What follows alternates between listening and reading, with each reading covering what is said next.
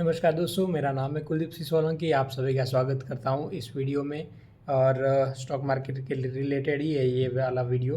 तो चलिए कि बिना किसी देरी इस वीडियो को शुरू करते हैं। तो सबसे पहले बता दूं कि इस वीडियो में हम कुछ बातें करने वाले हैं कि कैसे कोई जो गवर्नमेंट पॉलिसीज़ होती हैं, फॉरेन गवर्नमेंट की जो पॉलिसीज़ होती है, वो स्टॉक मार्केट में किसी स्टॉक की प्राइस को कैसे अफेक्ट कर सकती है। तो इसी के बारे में बात करने वाले हैं। एक एग्जांपल के थ्रू चलेंगे।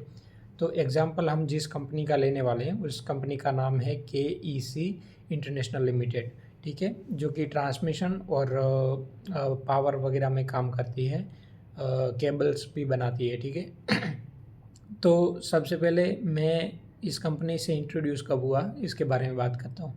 तो हमारे गांव में जो सोलार प्लांट्स लग रहे हैं, तो उस सोलार प्लांट्स में जो मेजर केबल का सप्लाई था वो दो कंपनी की तरफ से था। जो बड़े केबल होते हैं उसमें एक कंपनी थी KEC इंटरनेशनल लिमिटेड और एक दूसरी थी पॉलीकेब। इसके अलावा एक आदित्य बिरला की भी केबल की कंपनी है, वो उसके बारे में बाद में बात करेंगे। ठीक है। तो ऐसे में KEC इंटरनेशनल लिमिटेड मैंने वहाँ पे देखा था कि ये कंपनी केबल सप्लाई कर रही है। तो उसके बाद मैंने उसका स्टॉक प्राइस देखा, मैंने देखा कि ये लिस्टेड है कि नहीं स्टॉक मार्केट में। तो उसके बाद शेयर प्राइस चेक की मैंने, बैलेंस शीट वगैरह चेक किया। तो अच्छा खासा उनका ऑर्डर बुक था तब। और तब की बात करूं, आज से लगभग 1 साल हो गया होगा इस चीज़ को। तो 1 साल पहले जब मैंने उसका स्टॉक प्राइस देखा था तब वो चल रहा था 750 के करीबन, 750। ओके। और उसके बाद अच्छा खासा वो ग्रोथ भी हुआ उसमें, अच्छा खासा चढ़ा भी। और तब वो स्टॉक पहुंच चुका था तकरीबन 1200 के अराउंड। आज से लगभग 1-2 महीने पहले की बात होगी जब वो 1200 हिट कर गया था। और अच्छी खासी इसने रैली भी दिखाई थी और तब वैसे भी स्टॉक मार्केट अच्छा चल रहा था।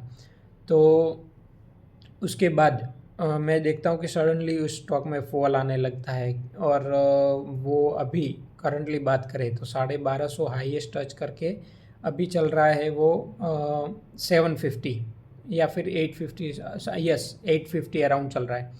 तो 850 अराउंड चल रहा है। इसकी इतने साफ फॉल के पीछे का रीज़न है वो क्या हो सकता है। तो देखिए, इसका बैकग्राउंड अगर चेक करने जाएं तो जो ऑर्डर बुक मैंने बात की कि ऑर्डर उनके बहुत ही अच्छे खासे ऑर्डर बुक में थे। तो मेजरली इनके जो ऑर्डर्स थे वो फॉरेन कंट्री में भी बहुत सारे थे, इवन इंडिया में भी बहुत सारे ऑर्डर थे। तो जो बाहर के ऑर्डर थे उसमें मेजर जो कंट्री थी वो थी USA। ओके, अमेरिका वगैरह से उनका बहुत कुछ ऑर्डर बुक रहा है ट्रांसमिशन और केबल वगैरह सेक्टर में। तो अब बात आती है जब ट्रम्प साहब जो कि है अमेरिका के प्रेसिडेंट हैं। तो अमेरिका के प्रेसिडेंट और जो अभी आप जानते होंगे कि ब्रिक्स कंपनियों का जो भी अभी लोचा चल रहा है, प्रॉब्लम्स वगैरह चल रही हैं उनकी। तो उस वजह से ट्रम्प ने क्या किया है कि टैरिफ वगैरह लगा दिया इंडिया पे बहुत सारा, मतलब ऐसा बोल सकते हैं। और इनके रिलेशंस में भी इंडिया और जो फॉरेन अमेरिका की जो रिलेशंस है उसमें कहीं ना कहीं थोड़ा बहुत मतलब टेंशन क्रिएट हो चुका है।